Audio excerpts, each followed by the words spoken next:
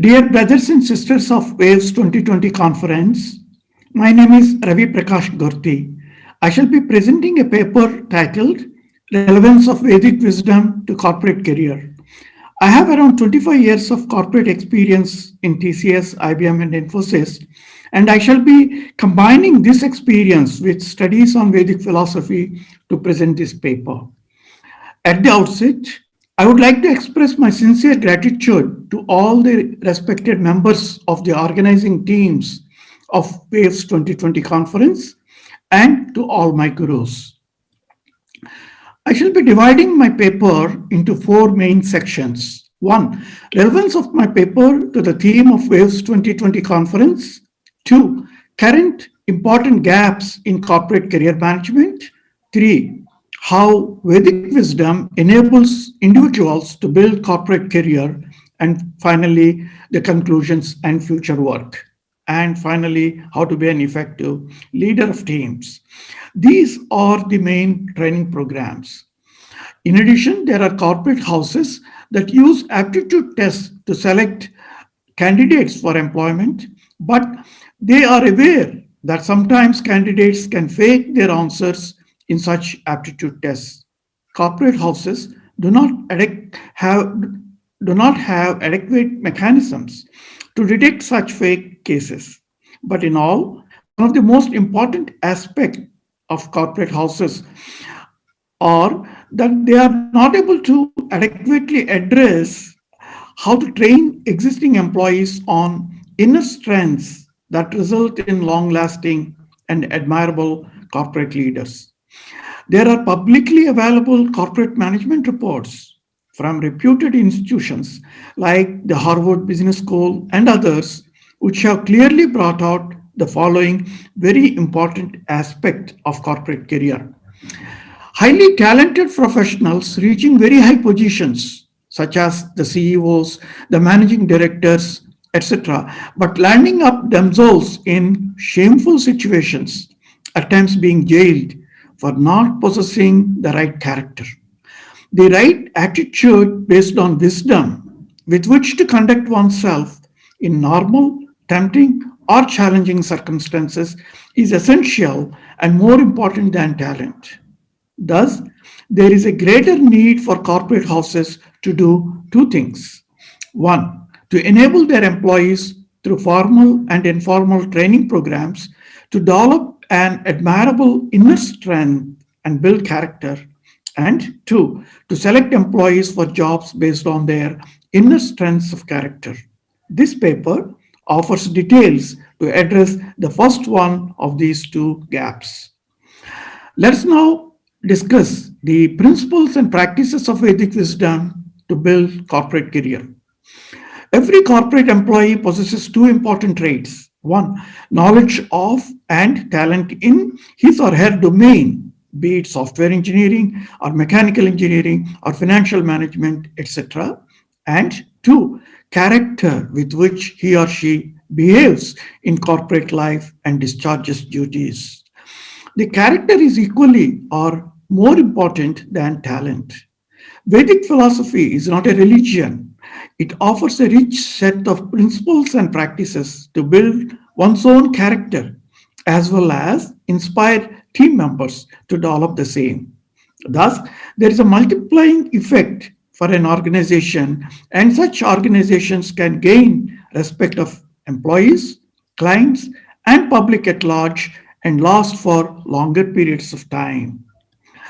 We shall discuss two broad aspects, the basic and advanced principles and practices of Vedic wisdom to build corporate career. A. The basic principles and practices of Vedic wisdom. There are six subsections in this. One, integrity, sincerity, and honesty.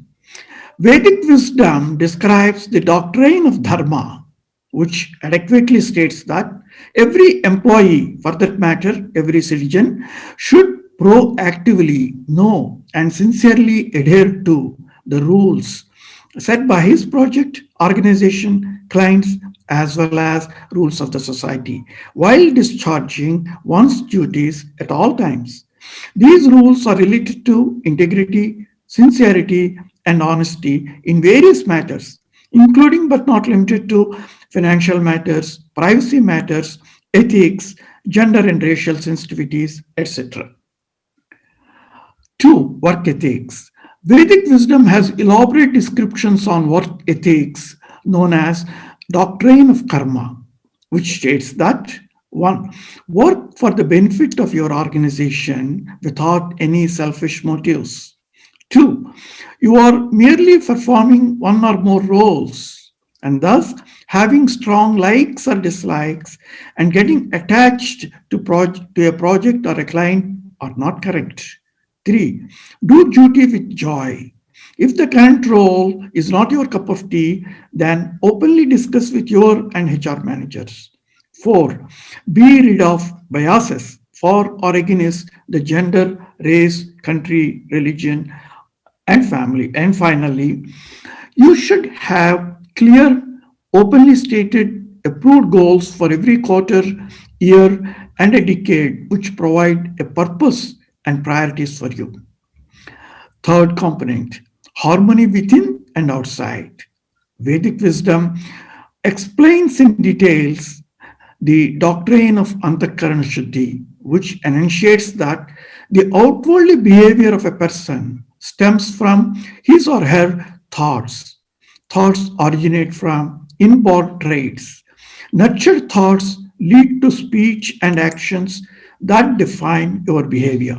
Thus, thoughts need to be identified, analyzed, and bad thoughts arising out of Arshad Varga need to be replaced by good thoughts. Vedic wisdom fortunately offers the principles and practices known as one, Sakshi, the unbiased observer which is present in all human beings, and two, Dhyana, the technique of meditation. The details are provided in the paper. Regular use of these principles and practices facilitates the design and development of an admirable corporate career. Fifth component, happiness. According to Vedic wisdom, happiness is an attitude born out of gratitude, known as Nitya Ananda. Happiness does not come from external objects like results of work or possessions. These things come and go. If only one takes time to examine, one will find that he or she has so many things in life to express gratitude for. Remember that we all need oxygen every moment of our life, and this world gives that to us right from our birth, free of cost. Happiness, enthusiasm, and contentment are a reflection of one's mind and demonstrate the character of an individual. Sixth component, physical and mental health. To practice these basic principles, employers should practice and develop one, physical health as well as mental health. Vedic wisdom offers what is known as Astanga Yoga Sadhana. These eight foundational practices address both physical and mental health. The details are provided in the paper. Now let's look at the advanced principles and practices of Vedic wisdom. The seventh component, taking guidance of a guru. The basic and advanced qualities are meant to be ultimately utilized in conducting oneself daily in every moment of life. These are not meant to be bookish knowledge to cram and pass some examinations. Vedic wisdom places high importance on seeking the guidance of an experienced guru, mentor, who offers experience based guidance because everything cannot be written in books. In the context of corporate career, seeking guidance of a senior, established achiever is very important. The eighth component, recognizing different personality traits. Vedic wisdom enables one to identify three principal personality traits of human beings, which are known as sattvic, rajasic, and tamasic traits. Human interaction tactics, known as Sama, Dana, Veda, Danda, Upaya, can be effectively coupled with the sattvic, rajasic, and tamasic personality traits in order to 1. Identify one's own role in the organization based on his or her principal personality trait, and two, how to interact with team members of different traits. These are explained in greater detail in the paper. Ninth component, desired qualities of a responsible leader. Vedic wisdom offers a rich set of insights into the desired qualities of a leader. A responsible leader should have demonstrated a command over the basic qualities of character and has thus begun to learn and practice the advanced qualities under the guidance of a mentor, guru. Here, a set of qualities of a responsible leader are described. One, Margadarshi, be a role model in your to your team members. Two, Uttista, inspire your teams in times of difficulties. Three, Samatva Buddhi, instill trust in your teams by being fair, open, and transparent. Fourth, Sahanshil, demonstrate a calm mind in challenging circumstances. And finally, Satyam Hitam Priyam, always advise team members without ever belittling them and facilitate them to understand the ground realities and improve themselves. Thus, Vedic wisdom offers wonderful insights into being an effective leader. The 10th component, desired qualities of a leader's leader. Fortunately, Vedic wisdom offers insights into the desired qualities of a leader's leader, known as the characteristics of a Sthita Prajna. A leader's leader systematically grooms leaders by empowering them with the freedom to play to their full potential, learn from mistakes, if any, and blossom into confident future top level leaders. An important point to note here is that leaders should not entertain any pride like I am a leader, which is known as Satvik Ahankar, as it will hinder rational thinking. 11th component, Sadhana Chatushtaya. Vedic wisdom provides a detailed set of advanced principles and practices called Sadhana Chatushtaya. These enable an employee who has already mastered the basic qualities to practice the advanced qualities and exhibit an admirable, refined, and rational behavior in corporate life. There are four components of these practices known as one, Vairagya, the unbiased mind. Two, Viveka, wisdom to distinguish bad from good. Three, Shat Sampat, cultivate refined, rational mind and intellect. And finally, the fourth, Mumukshatva, the perseverance. These are explained in good detail in the paper. Finally, I would like to offer the conclusions of this paper.